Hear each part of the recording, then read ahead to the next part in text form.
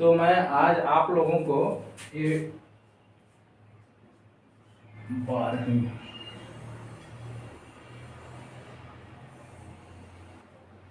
Accountancy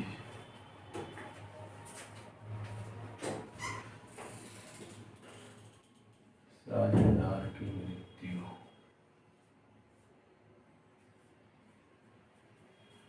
तो मैं आज आप लोगों को अवकाश ग्रहण में ही मृत्यु है, अलग से नहीं। तो मृत्यु पर जब कोई भी व्यक्ति मर जाता है, साझेदार कोई साझेदार मृतक हो जाता है, तो उसको जो भी हिस्सा मिलना है वो उसके उत्तराधिकारी को मिलता है। रिटायरमेंट में अवकाश ग्रहण करने वाले को प्राप्त होता है, परंतु जो साझेदार मृतक बन जाता है तो उसके सारे हिस्से को उसके उत्तराधिकारी को दिया जाता है। उससे संबंधित नवबोध की पुस्तक में सवाल नंबर 38 है। नवबोध 38A, चिट्ठा का योग 1,02,000। इस सवाल में है प्रतीक राखी और कुशल। प्रतीक राखी और कुशल ये पूंजी के अनुपात में साझेदार हैं। इनका चिट्ठा है इस प्रकार से। चिट्ठे के दायित्व पक्ष में है लेनदार, सामान्य संचय 16,000, पूंजी है प्रतीक का 30,000, राखी का 20,000, कुशल का 20,000। संपत्तियां हैं प्राप्य बिल, फर्नीचर, स्टॉक, देनदार, बैंक, रोकड़। ये है 30 जून को। ये जो चिट्ठा है 31 मार्च का चिट्ठा है। 31 मार्च का चिट्ठा दिया हुआ है, मतलब साल इसका शुरू होता है 1 अप्रैल को, साल बंद होता है 31 मार्च को। 30 जून को राखी की मृत्यु हो गई। साझेदारी संलेख के अनुसार खोलना थोड़ा दरवाजा। हाँ, हवा भयंकर गर्म रहा है, पंखा को नीचे ले जाए। संलेख के अनुसार मृत साझेदार का उत्तराधिकारी को निम्न का अधिकारी होगा। साझेदार के पूंजी खाते का शेष और पूंजी पर 5% प्रति वर्ष ब्याज, गत 3 वर्षों के औसत लाभ के 2 गुने के आधार पर ख्याति और गत वर्ष के लाभ के आधार पर गत वित्तीय वर्ष की समाप्ति से मृत्यु की तिथि तक का लाभ 31 मार्च 5, 6 एवं 7 को समाप्त वर्ष के लिए लाभ क्रमशः 12,000, 16,000 और 14,000 रुपये है। लाभ का विभाजन पूंजी के अनुपात में किया जाता है। रोजनामचा प्रविष्टियां दें तथा राखी का पूंजी खाता नहीं है जो उसके उत्तराधिकारी को दिया जाएगा। ठीक है, तो इनका अनुपात है पूंजी के अनुपात। पूंजी है इसका 30,000, इसका 20,000, इसका 20,000, तो 3:2:2 बन गया इनका अनुपात। तो सबसे पहले हम ख्याति की गणना करते हैं।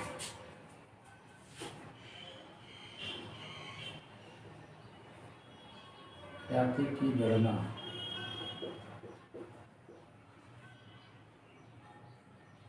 तो औसत लाभ निकालेंगे 3 साल का। पहले औसत लाभ, औसत लाभ बराबर तीनों साल के लाभ को जोड़ेंगे। 12, 16 और 14,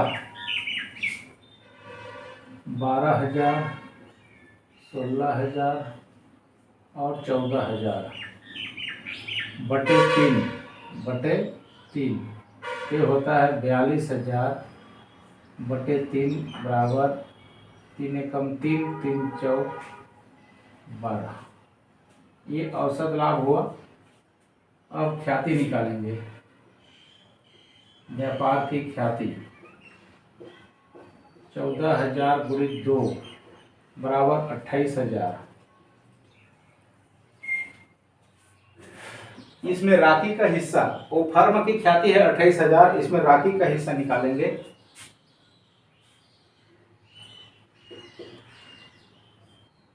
राखी का भाग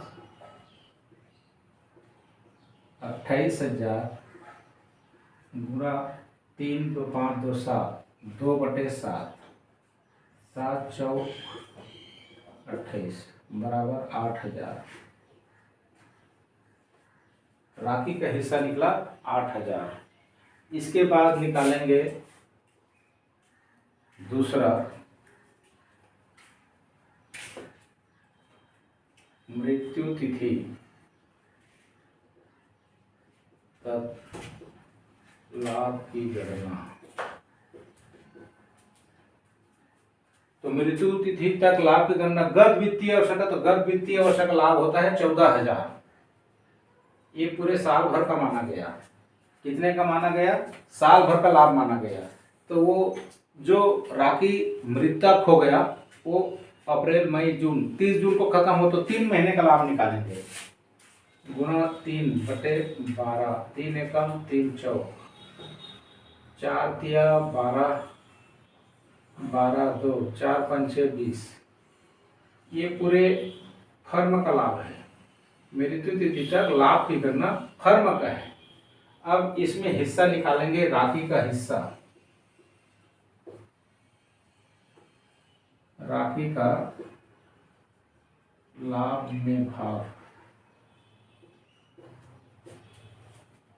3,500 गुणा 2/7, 7 एकम 7 पंचे 35 बराबर 1,000। अब निकालेंगे पूंजी पर ब्याज। पूंजी पर ब्याज 3 महीने का निकलेगा। इसका पूंजी है 20,000 गुणित 5/100 गुणित 3/12। 3 महीने का निकलेगा। 3 एकम 3 चौक, 4 एकम 4 पंचे 20 माने 250 रुपये। 250 रुपये लाभ में हिस्सा निकलेगा। ठीक है। अब हम बना देंगे, इसमें सामान्य संचय भी है तो सामान्य संचय में हिस्सा। चौथा सामान्य संचय में राखी का भाग। सामान्य संचय 16,000 का है।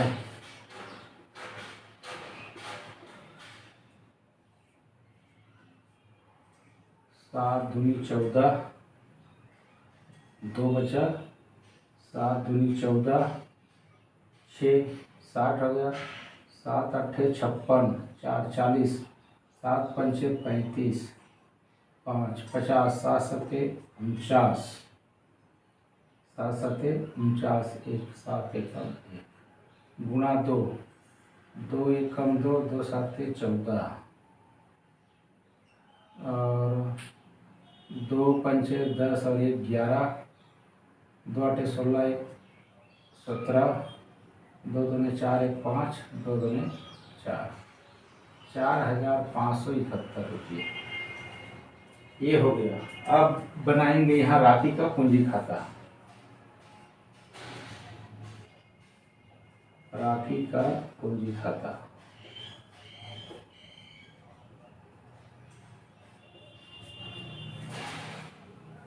ये क्रेडिट पक्ष है, ये डेबिट पक्ष है।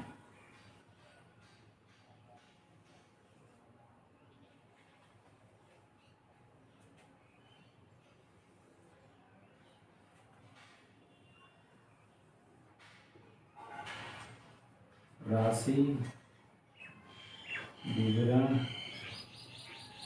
राशि विवरण। सबसे पहले इनकी पूंजी लाएंगे क्रेडिट में। शेष लाया गया 20,000 इसकी पूंजी है।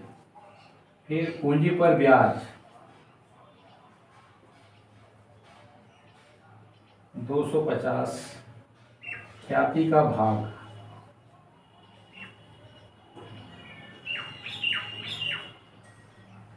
ख्याति 8,000, फिर लाभ हानि का भाग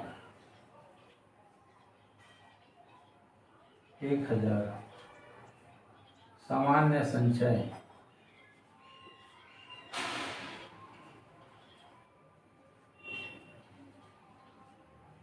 4571।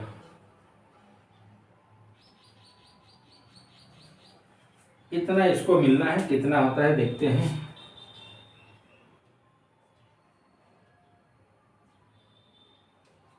7 5 12 3 5 8 9 4 13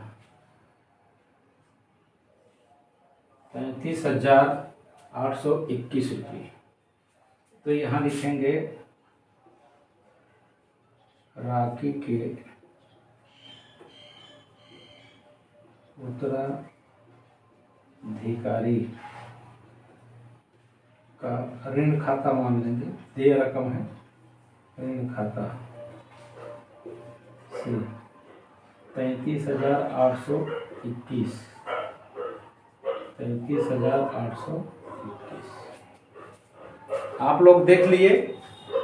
ख्याति की गणना किया। ख्याति की गणना के बारे में बोला है प्रश्न में कि गत 3 वर्षों के औसत लाभ के 2 गुने के बराबर फर्म की ख्याति का मूल्य होगा। तो औसत लाभ निकाल दिया। 3 साल का लाभ दिया है 12,000, 16,000, 14,000। तीनों को जोड़ के 3 से भाग दिया, 14,000 रुपया औसत लाभ आया। औसत लाभ में 2 का गुणा किया तो फर्म की ख्याति आ गया 28,000। इस 28,000 ख्याति में राखी का हिस्सा है 2/7। 28,000 गुणा 2/7 कर दिया, 8,000 ख्याति आ गया। राखी का लाभ में भाग प्रश्न में दिया है वर्ष के स्टार्टिंग से मृत्यु तिथि तक लाभ की गणना। प्रश्न में बोला है कि मृत्यु गत वर्ष का वित्तीय वर्ष 14,000 रुपये लाभ है। तो 14,000 तो फर्म का साल भर का माना जाएगा, तो खत्म हो गया। अप्रैल मई जून 3 महीने का निकालेंगे। 14,000 में 3 महीने का निकाला, 3500 आया। ये 3500 में राखी का हिस्सा कितना है? तो राखी का हिस्सा है 3500 गुणा 2/7 बराबर 1,000 रुपये। ठीक है, ये आ गया। पूंजी पर ब्याज 3 महीने का निकलेगा, अप्रैल मई जून। तो पूंजी उसका 20,000 है। 5% के भाव से 3 महीने का ब्याज निकलता है 250 रुपये। और उसके बाद व्यापार में अवितरित लाभ के रूप में सामान्य संचय है। सामान्य संचय 16,000 का है। 16,000 में 2/7 राखी का है, 2/7 होता है 4,571 रुपये। इतना गणना करने के बाद हमने राखी का पूंजी खाता बनाया। क्रेडिट में शेष लाया गया करके 20,000 दिखाया गया है। पूंजी पर ब्याज करके 250, ख्याति रेखा करके 8,000, लाभ का हिस्सा 1,000 और सामान्य संचय में हिस्सा 4,571। इतना रकम जोड़ने पर 33,821 रुपये बनता है। वो तो खत्म हो चुका है, मर चुका है, इसलिए उसके उत्तराधिकारी को यह पैसा मिलेगा। वो ऋण खाता में है, ये देय रकम है उसका 33,821। ठीक है, इसके बारे में जनरल एंट्री बोला है।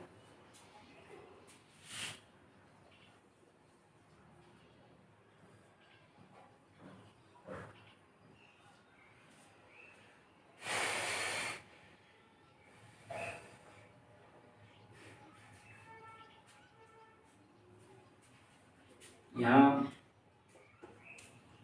राशि के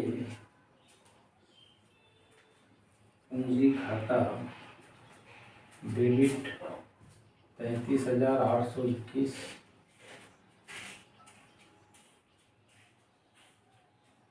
राखी के उत्तराधिकारी का ऋण खाता से 33,821 पहला एंट्री। इसके बाद ये जो भी हैं उसको लिखते हैं, अलग अलग कर देते हैं।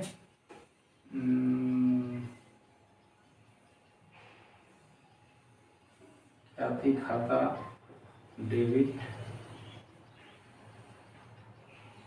ख्याति खाता डेबिट,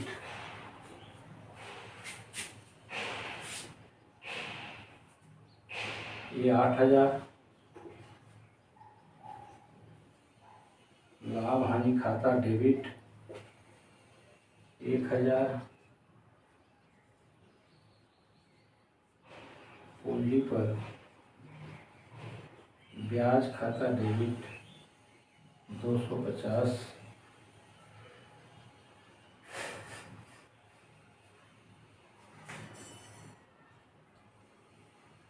सामान्य संचय खाता डेबिट 4571, तो हो जाएगा। फिर बाकी के पूंजी खाता से 9 4 13,000 जोड़ देता हूँ। 12 3 5 8 9 4 13,821 रुपये राखी के पूंजी खाते में जमा हो जाएगा। ठीक है, इस तरह से ये सवाल बनेगा।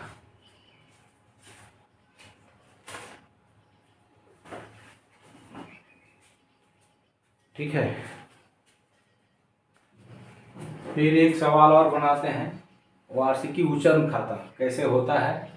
ये मृत्यु पर बनता है वार्षिकी उचन खाता।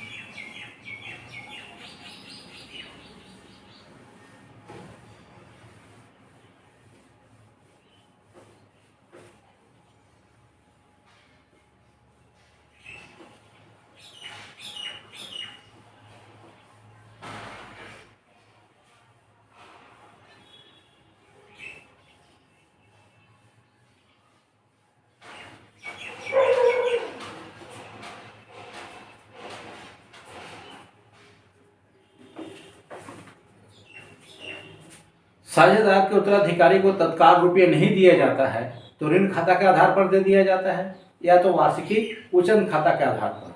तो वार्षिकी उचन खाता कैसे बनता है? आपका क्वेश्चन नंबर 39 नवोद के पुस्तक का क्वेश्चन नंबर 39 और प्रबोध का 22 नंबर में इस नवोद के पुस्तक का ठीक आधा रकम दिया है क्वेश्चन में। सवाल वैसे ही बनेगा। इसमें लिखा है अ, ब और स एक फर्म में साझेदार हैं। 31 दिसंबर 2010 को अ की मृत्यु हो जाती है। इस तिथि को उसे देय राशि 60,000 रुपये थी, जो 10,000 रुपये की वार्षिकी भुगतान की जाएगी। प्रथम भुगतान 1 जनवरी 2011 को किया गया तथा शेष भुगतान भी प्रत्येक वर्ष 1 जनवरी को ही किए जाएंगे। 2 जनवरी 2016 को अ के उत्तराधिकारी की मृत्यु हो गई। अदत्त राशि पर प्रतिवर्ष 10% वार्षिक ब्याज दिया है। वार्षिक उचन खाता बनाइए। ठीक है, तो हम लोग वार्षिकी उचन खाता बनाते हैं।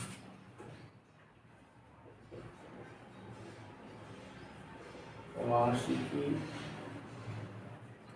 उचन खाता,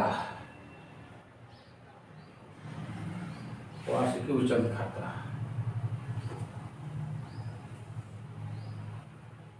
इधर डेबिट पक्ष, इधर क्रेडिट पक्ष।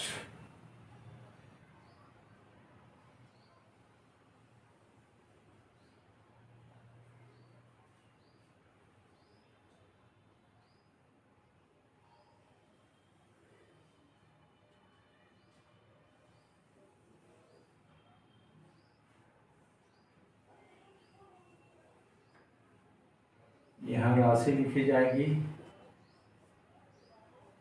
विवरण राशि विवरण।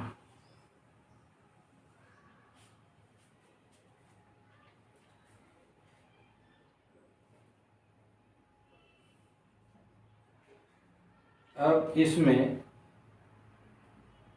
31 दिसंबर 10 को मृत्यु हो जाती है। 31 दिसंबर 10 को मृत्यु हो जाती है और 2011 से उसका भुगतान है। तो हम यहाँ ले आते हैं, दिनांक भी लिखना है, दिनांक भी लिखना है तभी बनेगा।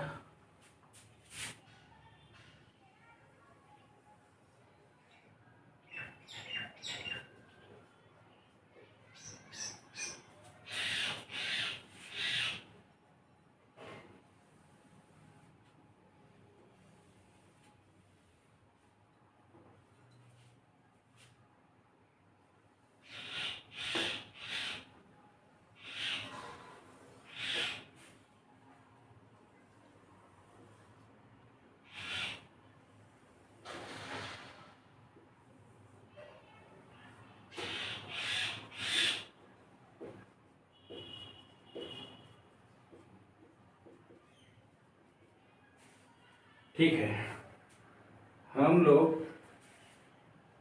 2011 जनवरी 1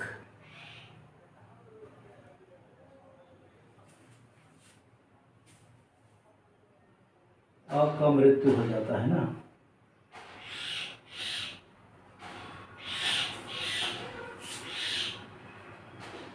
आपके पूंजी खाता को 60,000 रुपये, 60,000 रुपये ले आए, उसको उतना देना है। 10,000 रुपये वार्षिकी किस्त देंगे। तो प्रथम किस्त 1 जनवरी 11 को ही दिया है। तो यहाँ 2011 जनवरी 1, यहाँ लिखेंगे रोकड़ खाता से, रोकड़ खाता से 10,000 दे दिए। अब दिसंबर 31 को ब्याज लगेगा अदद रकम पर। ब्याज खाता को कितना ब्याज लगेगा देखिए इधर, ब्याज की गणना, ब्याज की गणना 2011, 60,000 देना था, 10,000 दे दिए 1 तारीख को, तो बचा कितने का 50,000। 50,000 का 10% बराबर 5,000। कितना ब्याज होता है 5,000। 10% ब्याज दिया है।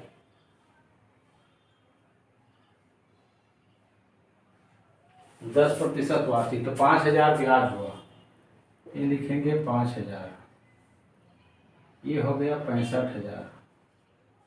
खाता 31 दिसंबर को बंद करना है। दिसंबर 31 शेष ले गए, शेष ले गए कितना 65 में 10 गया 55,000, तो हो गया ये 65,000। अब हम लोग 2012 जनवरी 1 शेष लाया गया 55,000 लाए हैं और 1 जनवरी 12 को फिर पेमेंट कर दिए। 2012 जनवरी 1 रोकड़ खाता से फिर 10,000 दे दिए। फिर 31 दिसंबर को ब्याज लगेगा। दिसंबर 31 ब्याज खाता को यहाँ 2012 55,000 था, 55,000 में 10,000 गया तो बचा 45,000। 45,000 का 10% बराबर 4,500 रुपये ब्याज है। 4,500 टोटल कर देंगे 500 और 5 4 9 5। खाता बंद करेंगे दिसंबर 31 को। 31 दिसंबर को शेष ले गए होगा, शेष ले गए ये होता है 59,500 में 10,000 जाएगा तो ये 500 और ये 9 और ये 4, 49,500 को बचा। 2013 जनवरी 1 फिर शेष ले आएंगे, शेष लाया गया 49,500। इसी तारीख को फिर पेमेंट करेंगे 2013 जनवरी 1 रोकड़ खाता से 10,000 फिर पेमेंट कर दिए। फिर दिसंबर 31 ब्याज लगेगा बचत पैसे पर, ब्याज खाते को फिर ब्याज निकाल देते हैं। ये हमारा 2013 49,500 में 10,000 घट जाएगा तो बचेगा 39,500। इसका 10% 3,950 रुपये बनता है। 3,950 जोड़ देते हैं, 9 5 14 10 3 13। ये बना। खाते बंद करेंगे दिसंबर 31 को। दिसंबर 31 शेष ले गए, टोटल है 53,450 43,450 बचा। 2014 जनवरी 1 शेष लाया गया 43,450 और फिर हम लोग 2014 में 1 जनवरी को फिर पेमेंट करेंगे रोकड़ खाता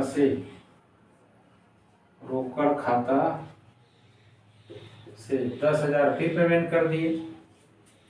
अब कितने पर ब्याज लगेगा? दिसंबर 31 में ब्याज लगना है। ब्याज खाता को तो 2014 43,450 माइनस 10,000 बराबर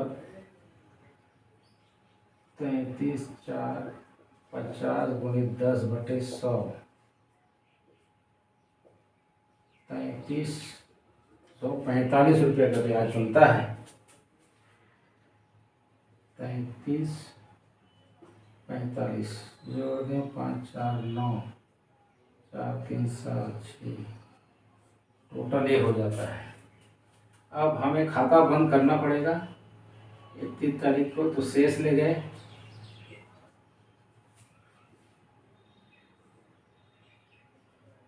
46 7 95 36,795 का शेष है। अब हम 2015 जनवरी 1 शेष लाया गया 36,795। फिर 2015 जनवरी 1 पैसे दे दिए 10,000 फिर से रोकड़ खाते से 10,000 फिर पैसे दे दिए। ठीक है।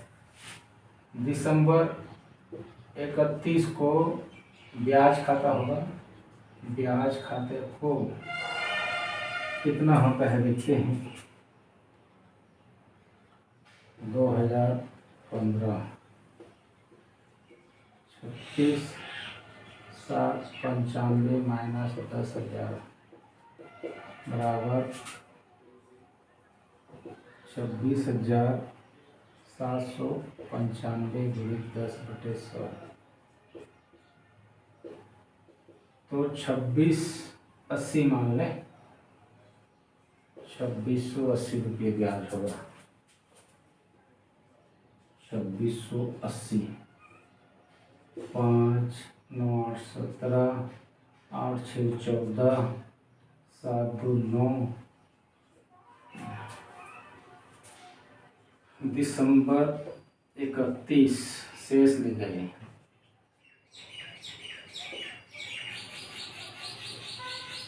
39,475, 475 9 2।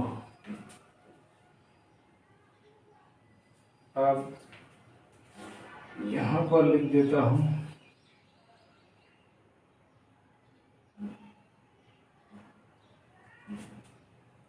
यही लिख देता हूँ 2016 जनवरी 1 शेष लाया गया 29,475, 29,475, 29,475। अभी 2016 में बोला है कि 2 जनवरी 16 को जिस उत्तराधिकारी को ये रोकड़ प्राप्त होता था वो भी खत्म हो गया, वो भी खत्म हो गया। पहले तो 2016 1 जनवरी रोकड़ खाता से 10,000 तो दे दिए, तो 2016 में कोई ब्याज नहीं बनेगा क्योंकि जो पैसा पाने वाला था वो भी खत्म हो गया।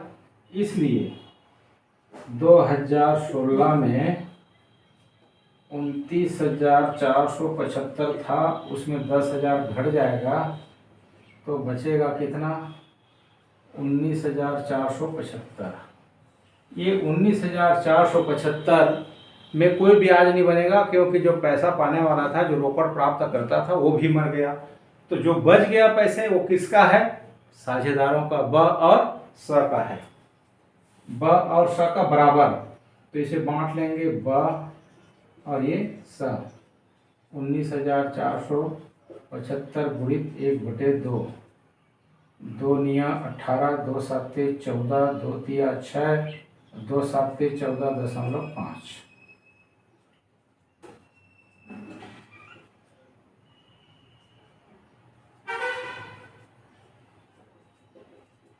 इतना इतना दोनों को आ जाएगा।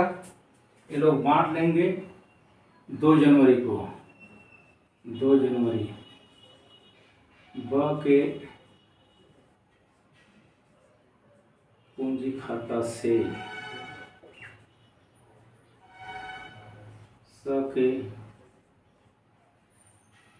पूंजी खाता से 9,737.5, 9,737.5, 9,737.5। इस तरह से ये 29,475 बनता है।